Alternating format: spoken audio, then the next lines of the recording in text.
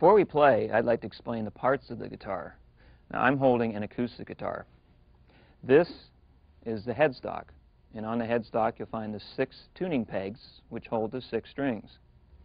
The strings pass over the nut, and the strings are numbered 1, 2, 3, 4, 5, 6, starting from the one that's closest to the floor. 1, 2, 3, 4, 5, 6. This is the neck of the guitar, and this is the fretboard or fingerboard. The wires are called frets, and they're numbered 1, 2, 3, 4, and so on up the neck.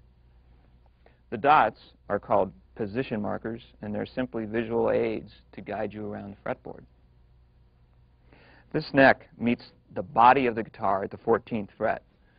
This is a cutaway, and it allows free access to the higher frets. This is the sound hole, and this is the bridge of the guitar. It's where the strings meet the body, and the strings are held in with these pegs. As you can see, I've switched to an electric guitar. What I'm going to be covering in this video, you can play on either an acoustic or an electric.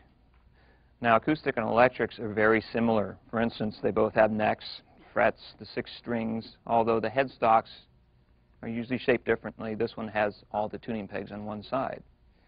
The body of the guitar is a different matter.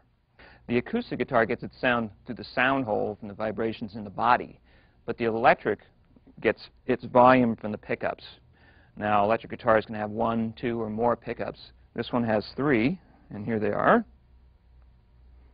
And here's the volume control for the volume of the pickups, and there's tone controls too. This is the selector switch for selecting which pickup you want at any given time. This funny thing is called a whammy bar, and it raises or lowers the pitch of the strings, like so. For subtle or wild effects. This is the jack. It's where you plug your guitar cord into, which leads to the amplifier. And finally, these are the strap buttons, where you put your strap when you want to stand up. While in a seated position, most guitarists rest their instrument on their right leg and keep the neck horizontal to the floor, not up and not down. Sit up straight but relax, and don't be afraid to have your right arm resting on the top of the instrument. Now, a guitar can be plucked with either your fingers or a pick, but for this video I'm going to be using a pick. To hold the pick, get your hand in position like you're going to turn a key in a doorknob. Place the pick between the thumb and the index finger so the point sticks out. Bring it into the instrument, and you can make fine adjustments until you're comfortable. Now I'm going to talk about tuning the guitar.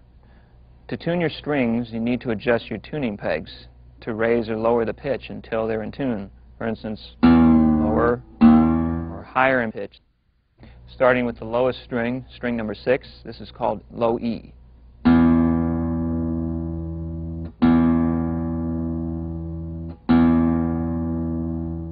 This is the 5th string, or A string.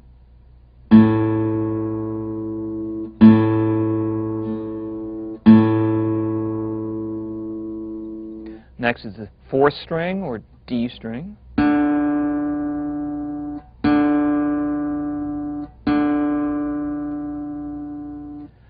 The 3rd string is called G.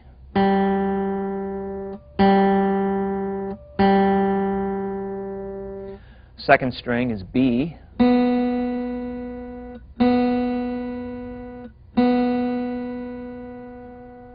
And the 1st string is high E.